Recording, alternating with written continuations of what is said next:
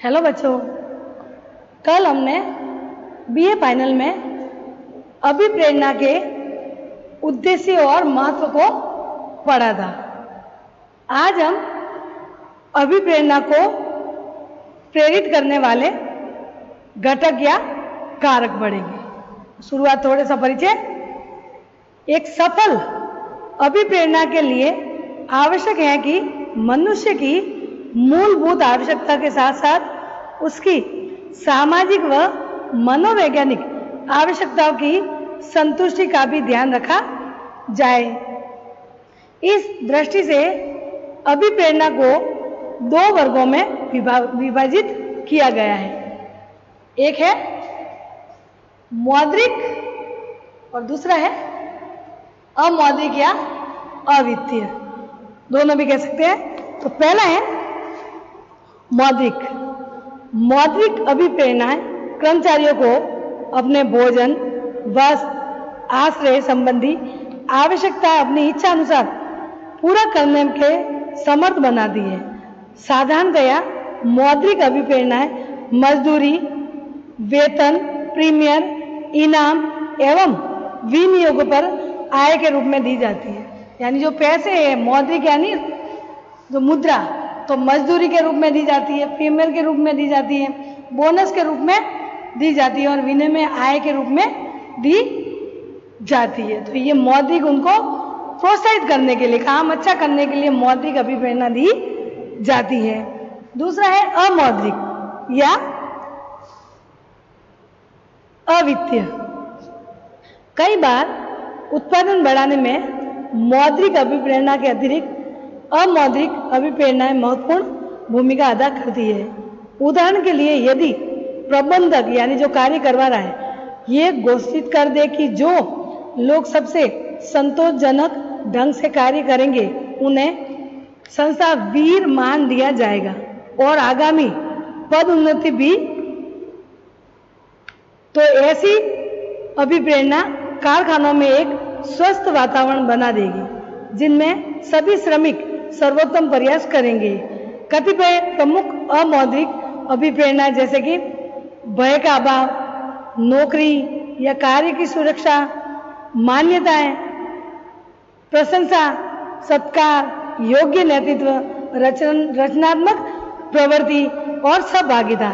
यानी इसके लिए भय का अभाव, अमौद्रिक पैसे तो नहीं देंगे लेकिन पुरस्कार के रूप में उनको डर नहीं लगेगा, भय नहीं, उनका सहयोग करके, उनके काम का सहयोग करके भय का अभाव होगा, उसमें ये कार्य होगा।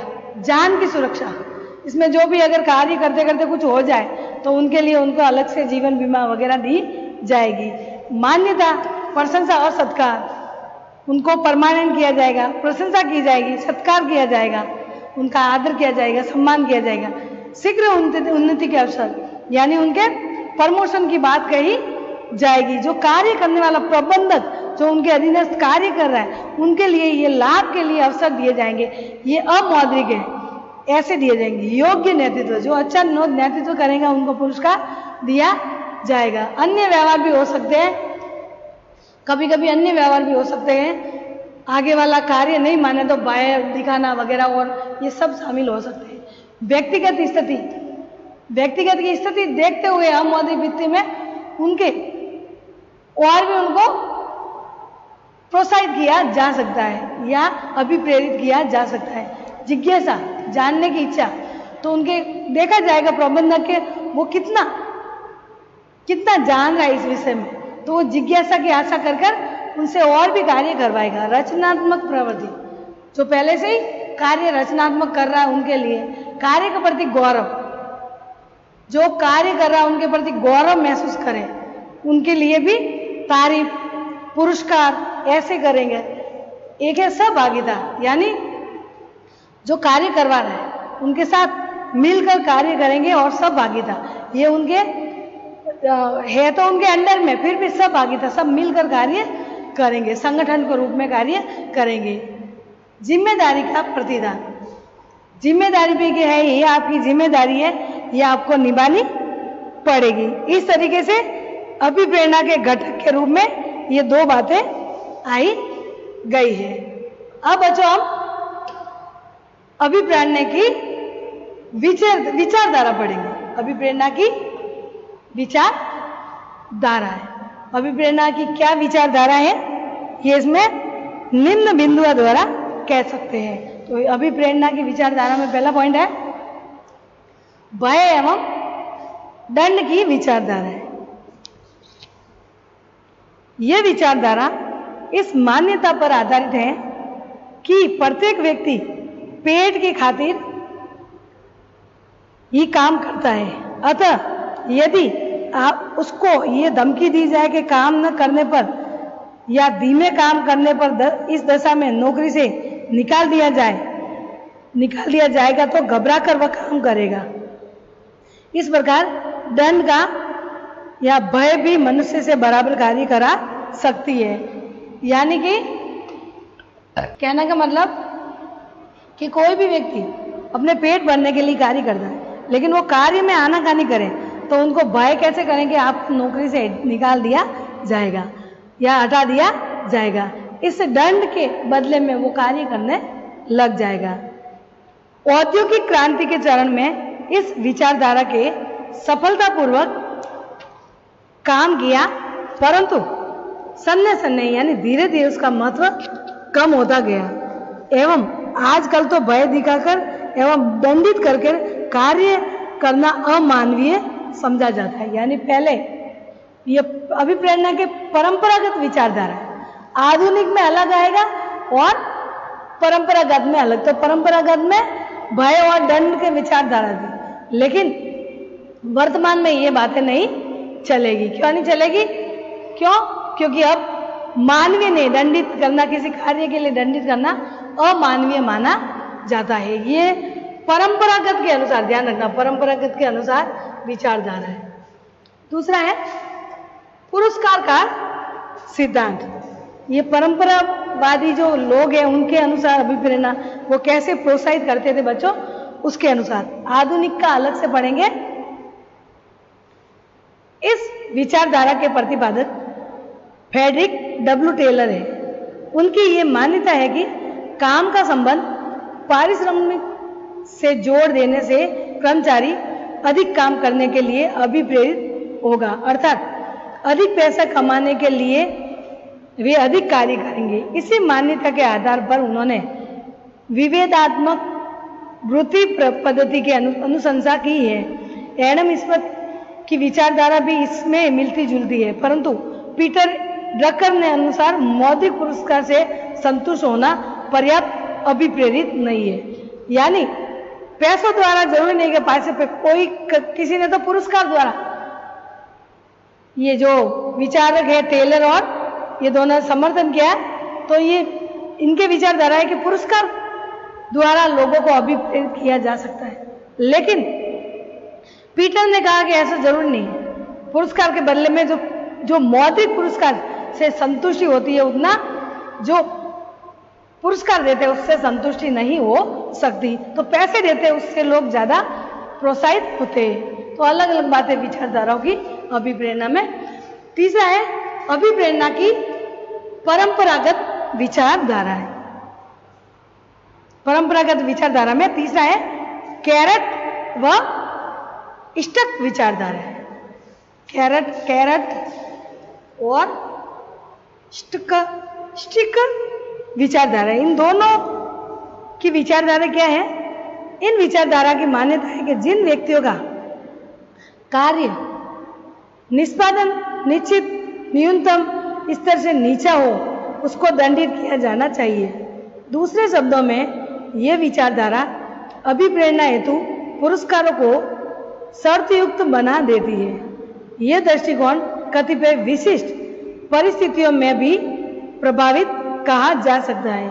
यह विचारधारा केवल उन व्यक्तियों को ही प्रभावी ढंग से अभिप्रेरित कर सकती है जिसकी मनोवैज्ञानिक एवं सुरक्षा की आवश्यकता संतुष्ट नहीं हो सकती। यानी कैरेट और स्टिक का मानना है कि उनकी विचारधारा के व्यक्तियों के कार्य निष्पादन में निश्चित न्यूनतम स्तर से नीचे को दंडित किया जाना चाहिए।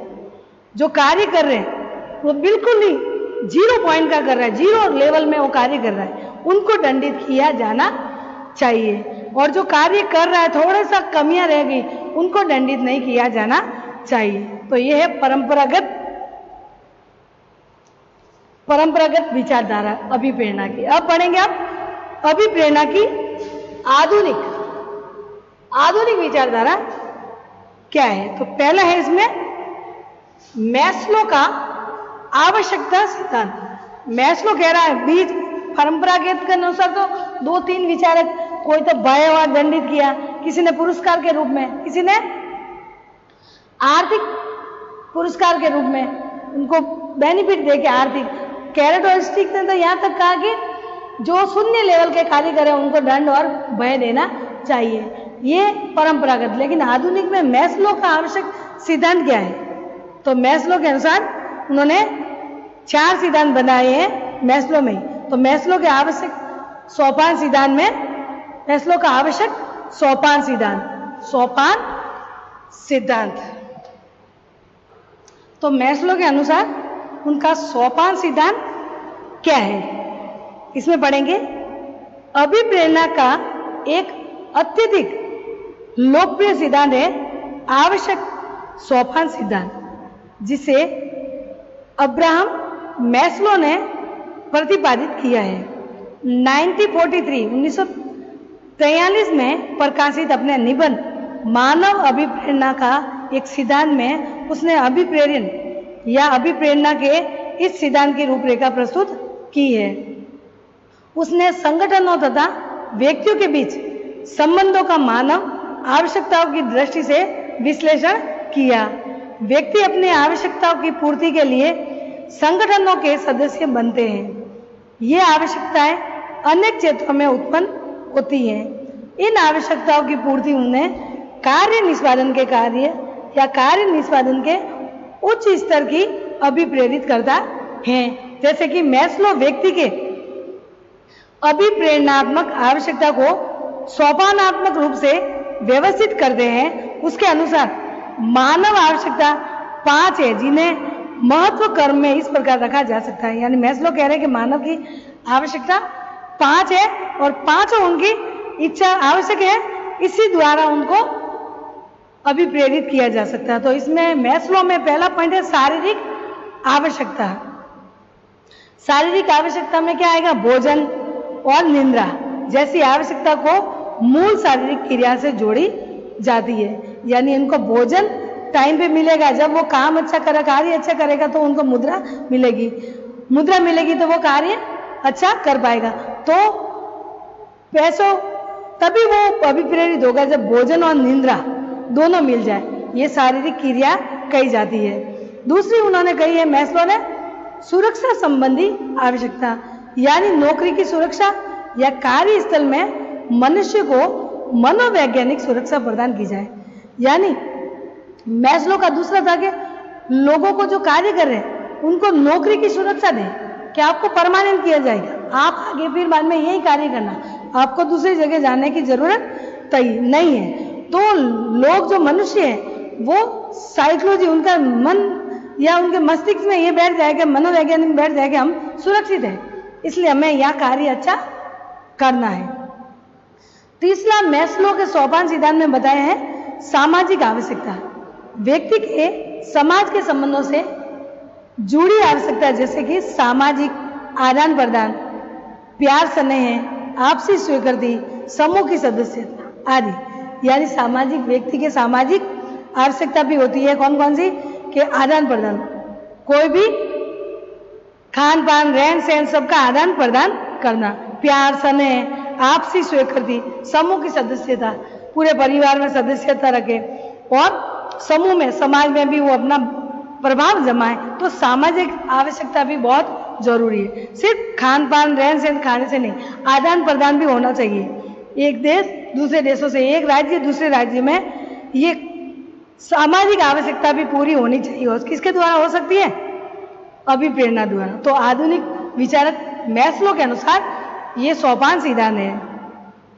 चौथा है सम्मान आवश्यकता है, ये मानव की उच्च स्तर की आवश्यकता है। इस स्तर पर मानव शक्ति उपलब्धि तथा प्रतिष्ठा के लिए प्रयास करता है। सम्मान का अर्थ है स्वयं सम्मान तथा अन्य लोगों द्वारा सम्मान दोनों से है।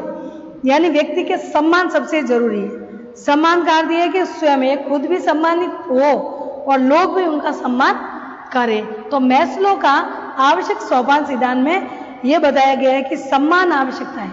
तो व्यक्ति जो कार्य करे उनको वह सम्मान मिलना चाहिए, तभी वो प्रोत्साहित या अभिप्रेरित होकर कार्य कर पाएगा। मैस्लो में 5वां बताए हैं स्वयं पहचान आवश्यकता, यानी ये उच्च स्तरीय आवश्यकता अन्य सभी आवश्यकता का चरम बिंदु है। इस आवश्यकता की पूर्ति व्यक्ति को काम तथा जीवन में संतुष्टि प्रदान करती है। इससे क्षमता, रचनात्मक सृजनशीलता और उपलब्धि के माध्यम से अपने सामर्थ्य को पहचानने और अपने लक्ष्य को प्राप्त करने की आवश्यकता पर कहा जा सकता है। कहने का मतलब मैस्लो का स्वयं पहचान, खुद की पहचान होनी चाहिए और पहचान में उनका लक्ष्य होना चाहिए कि जो आवश्यकता है उनका लक्ष्य होना चाहिए। मैस्लो की आवश्यकता के सोपान क्रम में लिखा गया है कि शारीरिक सुरक्षा, सामाजिक सम्मान और स्वयं उपलब्ध व संतुष्टि, ये 5 सोपान बांटे गए हैं निम्न, मध्यम और उच्च तरीके से। इसके अलावा मैस्लो के अनुसार प्रत्येक आवश्यकता एक समय पर एक व्यक्ति के लिए लक्ष्य होती है।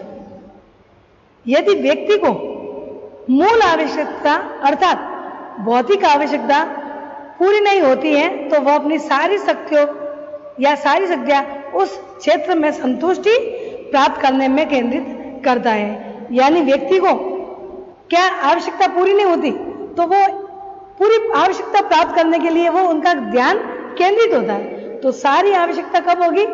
जब उनको अभिप्रेरित करेंगे, उनको प्रोत्साहित मिलेगा, सारे उनको ये लाभ मिलेंगे, तभी वो अभिप्रेरित होकर सारी आवश्यकता पूरी कर सकता है और सारा कार्य अच्छे से कर सकता है। जब उसकी भौतिक आवश्यकता पूरी हो जाएगी तो काम के लिए प्रोत्साहित करने के लिए इनका स्थान कोई अन्य आवश्यकता ले लेगी।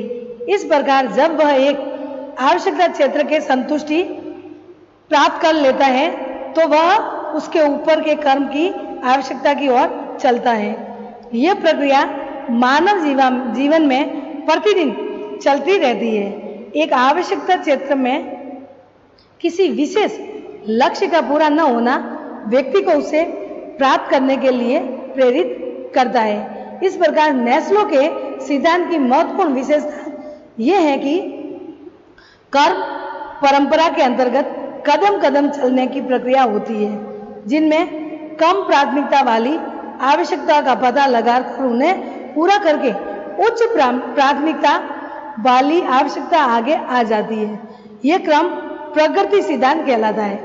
यानी निम्न, मध्यम और उच्च। निम्न में आएगा शारीरिक और सुरक्षा, यह निम्न आवश्यकता कि वो सुरक्षित रहे और उनका शारीरिक सुरक्षित रहे, उनकी आवश्यकता की पूर्ति हो जाए। मध्यम में आएगी सामाजिक और सम्मान, सामाजिक आवश्यकता, खान पान, रहन सहन और सम्मान, यह मध्यम आएगा। उच्च में आएगा स्वयं उपलब्धि व संतुष्टि, खुद उपलब्धि प्राप्त करें और वो संतुष्ट। तो ये है प्रगति सिद्धांत, यानी वो प्रगति करता रहेगा। निम्न शारीरिक, फिर बाद में सुरक्षा, फिर सामाजिक, फिर सम्मान, फिर स्वयं उपलब्धि व संतुष्टि। ये सब प्रगति होती जाएगी। जैसे जैसे उनका कार्य होता जाएगा वैसे वैसे उनको प्रोत्साहित करते जाएंगे, उनकी आवश्यकता बढ़ती जाएगी जैसे जैसे वो कार्य करेगा। जैसे एक गरीब है, उदाहरण के लिए वो अभी जैसे कि मजदूरी कर रहा है तो उनके पास साइकिल है, धीरे धीरे वो और भी ओवर टाइम करेगा, फिर बाद में वो बाइक लाएगा, धीरे धीरे उनका बेटा को भी पढ़ाएगा, वो भी नौकरी पे लगेगा तो कार लाने की, ऐसे ऐसे प्रगति बढ़ती जाएगी। किसके द्वारा? अभिप्रेरणा द्वारा। तो आधुनिक विचारधारा में ये है कि प्रगति सिद्धांत कहलाता है कि ये निम्न, मध्यम और उच्च ये बढ़ता ही जाएगा व्यक्तियों में प्रगति करने के लिए। इनमें से किसी भी आवश्यकता से वंचित रह जाने की भावना से तनाव बढ़ता है और उसकी पूर्ति के लिए व्यक्ति का व्यवहार ही बदल जाता है। यानी ये प्रगति नहीं होती तो व्यक्ति की भावना में तनाव आता है और वो कार्य सही ढंग से कर नहीं पाता, इसलिए व्यक्ति का व्यवहार बदल जाता है। व्यक्ति का व्यवहार कब नहीं बदलेगा? जब उनको प्रोत्साहित और अभिप्रेरित करेंगे और वो खुशी खुशी कार्य करेंगे। क्यों? क्योंकि प्रगति सिद्धांत इनके सारे आवश्यकता की पूर्ति हो रही है। आगे है ये व्यवहार भी बदल जाए, जैसे वो तनाव में आया, उनके वंचित रह गया इन आवश्यकता की प्रगति सिद्धांत में, सिर्फ उनकी शारीरिक आवश्यकता पूरी हुई, सुरक्षा की नहीं हुई, सामाजिक की नहीं हुई, सम्मान की नहीं हुई, स्वयं पहचान की नहीं हुई, तो फिर बाद में वो व्यक्ति तनाव में रहेगा। इसलिए मैस्लो के अनुसार उनका व्यवहार बदलता ही जाएगा। इसलिए व्यक्ति को क्रमबद्ध यानी मैस्लो के अनुसार निम्न, मध्यम और उच्च वर्ग में प्रगति सिद्धांत होता ही जाएगा और वो प्रगति जैसे जैसे करेगा वो उनको अभिप्रेरित मिलता जाएगा और वो कार्य करता ही जाएगा। कल मैस्लो का आवश्यकता सोपान का आगे का भाग पढ़ेंगे। ठीक है बच्चों, आए।